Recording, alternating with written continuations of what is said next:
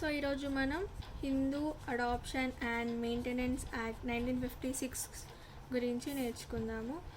దీనిలో మనకి section 1 to section 17 వరకు మనకి అడాప్షన్ గురించి ఉంటుంది.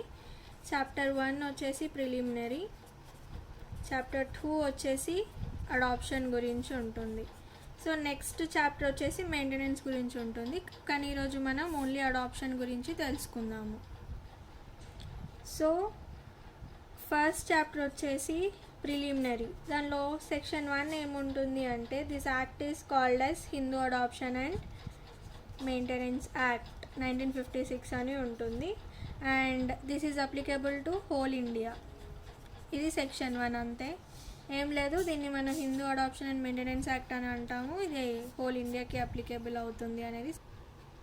సెక్షన్ 2 వచ్చేసి to whom it will be applicable. అసలు ఈ Hindu adoption and maintenance act ఎవరికి అప్లికేబుల్ అవుతుంది అంటే, to Hindus, Buddhist, Jains, Sikh and not to Muslims, Christians, Parsis and Jews. ఇలా సింపుల్గా చెప్పుకుంటాము. సెక్షన్ 3లో మనకి డెఫినేషన్స్ ఉంటాయి.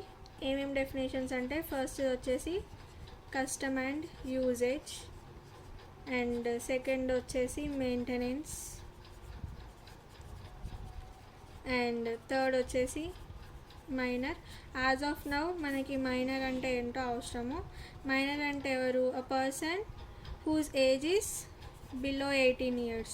బిలో 18 years ఉన్న ప్రతి వ్యక్తిని కూడా మనం మైనర్ అని అంటాము, as per the majority act of India. Section 4 వచ్చేసి over riding effect. Over riding effect అంటే ఏంటి అంటే, దీంట్లో ఉన్న సెక్షన్స్కి వేరే యాక్ట్లో ఉన్న సెక్షన్స్ కానీ, లేకపోతే కస్టమ్స్ అండ్ యూజేజెస్ కానీ కాంట్రవెన్షన్గా ఉన్నట్టయితే అవి సీజ్ అవుతాయి ఈ యాక్ట్ వచ్చే కన్నా ముందు. అంతే, అది ఓవర్ రైడింగ్. అంటే ఈ Hindu adoption and maintenance act అనేది సుప్రీం అన్నట్టు.